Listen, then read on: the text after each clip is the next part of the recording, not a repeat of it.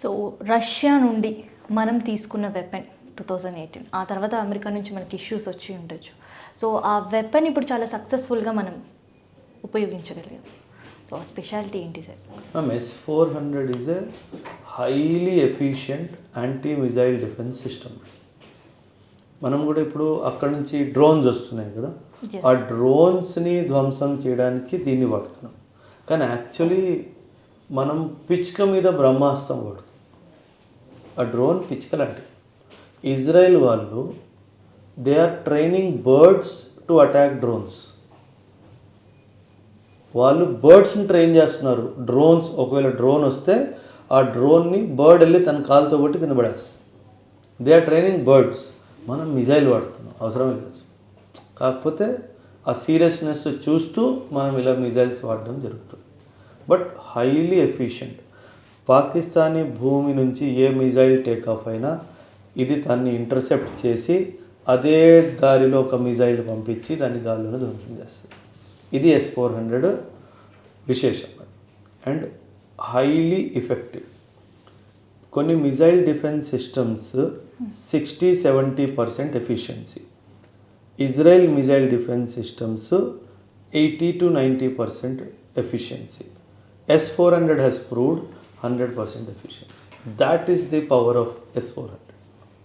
Israel దగ్గర iron dome అని ఉంది. ఐరన్ డోము చాలా మిజైల్స్ని మిస్ చేసింది.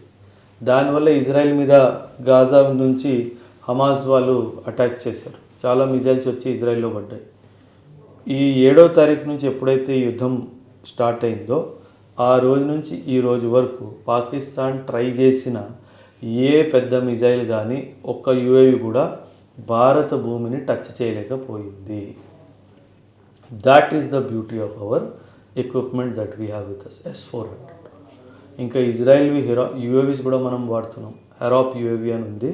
One of the best unmanned aerial vehicle అది. And it is actually munition అంటాం దాన్ని.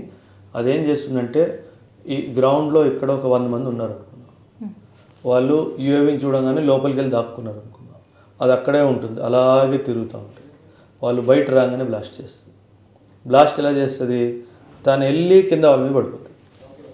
So it is called as kamikaze drones అంటారు. అంటే తన్ని తాను డిస్ట్రాయ్ చేసి వాళ్ళని చంపేస్తుంది. So Harop UAVs of Israel we're using highly efficient. ఒక్కడు బతకడు. ఒక్కడంటే ఒక్కడు కూడా బతకడు. కానీ నేనేమంటానంటే మ్యామ్, ఇప్పుడు సీజ్ ఫైర్ అయినా మనం ఇంకొకసారి సీజ్ ఫైర్ని యాక్సెప్ట్ చేయొద్దు. నిన్న చేసిన మోసానికి దానికి ఒక లెసన్లా తీసుకొని యాక్సెప్ట్ చేయొద్దు. అండ్ మనం ఈ ఆపరేషన్ సింధూర్ని ఇలాగే కంటిన్యూ కొనసాగించాలి. Over a period of time Pakistan మోకాల మీద వచ్చి మన ముందు నిలిచి ఉంటుంది. ఇది గతంలో జరిగింది, ఇది ఫ్యూచర్లో కూడా జరుగుతుంది.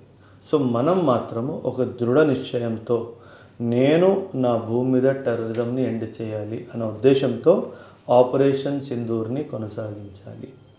ఎంత ఇంటర్నేషనల్ ప్రెషర్ వచ్చినా పట్టించుకోవద్దు.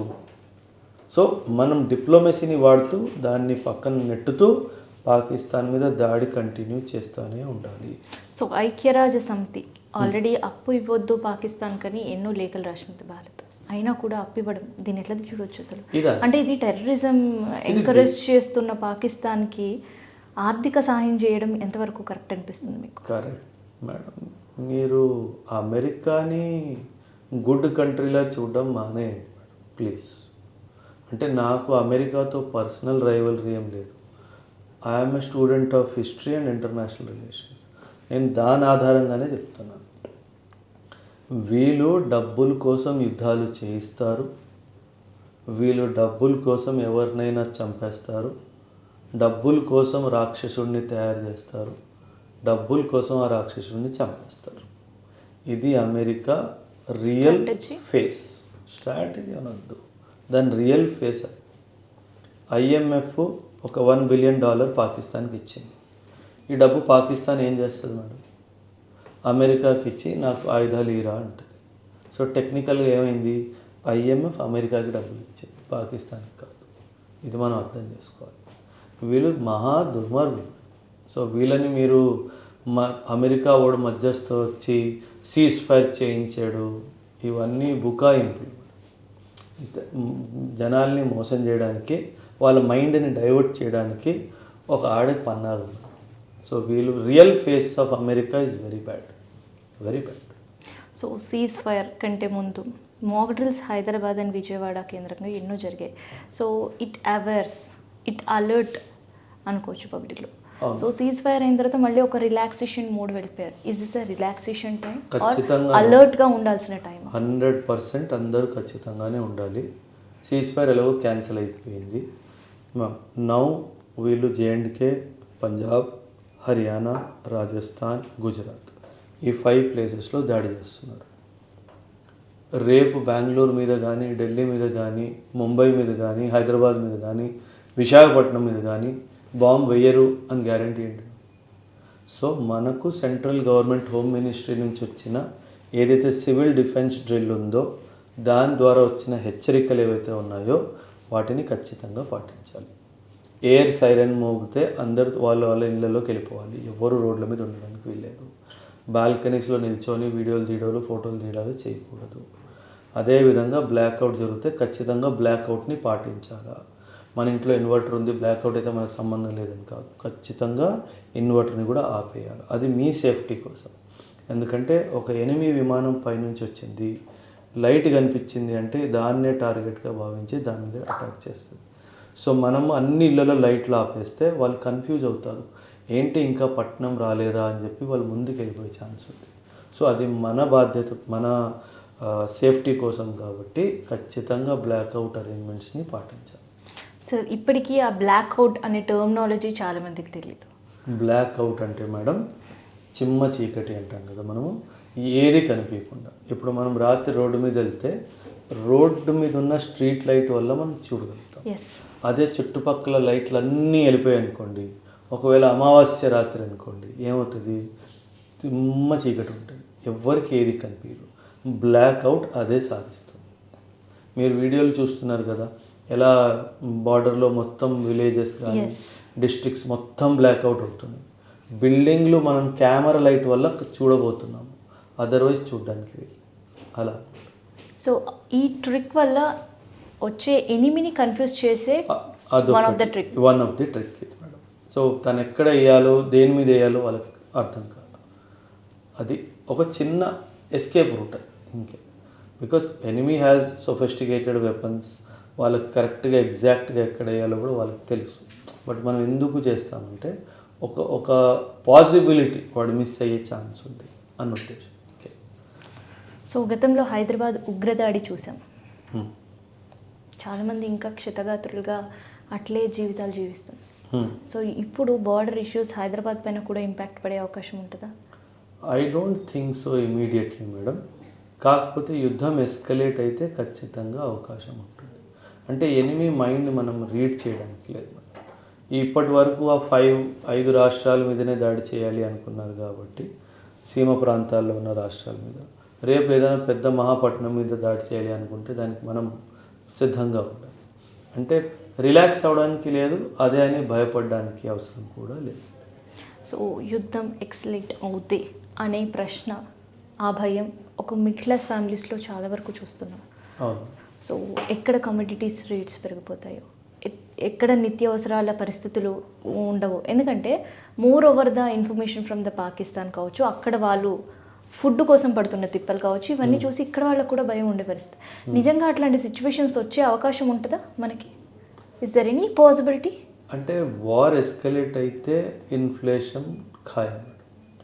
ఏమవుతుందంటే డబ్బున్న వాళ్ళు వాళ్ళ సేఫ్టీ కోసం 2 నెలలు రేషన్, 3 నెలలు రేషన్ తెచ్చి ఇంట్లో పెట్టుకుంటారు. కాబట్టి ఆ డిమాండ్ అండ్ సప్లై డిస్టర్బ్ అవుతుంది. కాబట్టి ప్రైజులు పెరిగే అవకాశం ఉంది. అంతేగాని we have enough supply of food grains. మనకు ఒక 6 నెలలు యుద్ధం నడిచినా మన పెద్ద ఫరక్ ఏం పడదు. సో మనం భయపడాల్సిన అవసరం ఏం లేదు. ఇంకొకటి final and last question for you sir. So Pakistan నుంచి ఏం చేస్తున్నారో పక్కన పెడితే ఒక బూచి చూపిస్తున్నారు, న్యూక్లియర్ వెపన్ ఆల్వేస్. అది సార్ ఏంటి అస్సలు అది న్యూక్లియర్ బ్లఫ్ మేడం. మనం గతంలో కూడా 1999లో కార్గిల్ యుద్ధం 3 నెలలు పాకిస్తాన్తో ఫైట్ చేశాం. అప్పుడు కూడా యూజ్ చేయలేదు కదా. వాళ్ళకి తెలుసు మేడం ఒక విషయం. నేనే పాకిస్తాన్లో కూర్చున్నాను అనుకుందాము, మీరే ఇండియాలో కూర్చున్నారు అనుకుందాం. నేను న్యూక్లియర్ వెపన్ టేక్ ఆఫ్ అవుతుందా? నా దగ్గర S-400 ఉందా, మీ దగ్గర S-400 ఉందా? మీరు వెంటనే S-400 మిజైల్ కాలుస్తారా? ఇది నేను పాకిస్తాన్ భూమి నుంచి మీ భూమికి వచ్చే ముందే ఆ మిజైల్ పాకిస్తాన్ గాల్లోనే న్యూక్లియర్ వెపన్ని పేల్చేస్తాను. ఎవరికి నష్టం? పాకిస్తాన్కే నష్టం కదా. సో ఒకవేళ పాకిస్తాన్ అంతగానే తెగించి న్యూక్లియర్ వెపన్ ఫైర్ చేసింది అంటే ఆ రోజు పాకిస్తాన్ చివరాఖరు రోజు. ఆ రోజు తర్వాత పాకిస్తాన్ వరల్డ్ మ్యాప్లో కనిపించదు. ఇంకో విషయం చెప్తాను మేడం, మీ ప్రేక్షకులందరికీ చాలా ఇంపార్టెంట్. న్యూక్లియర్ వెపన్ ఎలా ఉంటుందంటే మేడం, న్యూక్లియర్ పేలోడ్ ప్రొజెక్టైల్, దాన్ని తీసుకెళ్లే ప్రొజెక్టైల్ న్యూక్లియర్ పేలోడ్ వేరే వేరేగా పెడతారు. అది ఎప్పుడు ఒక ప్లేస్లో పెట్టరు, ఎందుకంటే యాక్సిడెంటల్ ఏమైనా అయ్యే అవకాశం ఉంటుంది కాబట్టి. IAEA అని ఒక సంస్థ ఉంది, దాని ఇచ్చిన సేఫ్ గార్డ్స్ పరంగా ఇవి వేరే వేరేగానే పెట్టాలి. మన స్పై ఏజెన్సీస్ పాకిస్తాన్ ఎవరైతే న్యూక్లియర్ మెటీరియల్ ప్రొజెక్టైల్ ఎక్కడ పెట్టిందో దాని మీద మన నిఘా ఉంది. దీనిని ఏ రోజైతే కలుపుతారో దీనిని మేటింగ్ అంటారు. ఏ రోజైతే మేటింగ్ జరుగుతుందో వాళ్ళు మన మీద న్యూక్లియర్ వెపన్ వాడబోతున్నారు అన్న సంకేతం. మన ఇంటెలిజెన్స్ ఏజెన్సీస్ దీన్ని కన్ఫర్మ్ చేయగానే పాకిస్తాన్ ఫైర్ చేసే ముందు India will fire nuclear weapon అంటారు. సో మనం పావులో కూడా భయపడాల్సిన అవసరం లేదు. ఒకవేళ ఒక న్యూక్లియర్ బాంబ్ వచ్చి ఇండియా మీద పడింది అనుకుందాం, పర్వాలేదు, రావచ్చు, జరగవచ్చు. ఇండియా ఎంత విశాలమైందంటే we can take the first shock. ఆ తర్వాత పాకిస్తాన్కి జరిగేది పాకిస్తాన్ వరల్డ్ మ్యాప్ నుంచి ఇరేజ్ అయిపోతుంది. అటల్ బిహారీ వాజ్పేయి గారు 1999లో చెప్పారు, నా మీద నువ్వు ఒక బాంబు వేస్తే తట్టుకునే శక్తి నాకుంది, ఆ తర్వాత you will have to face the consequences.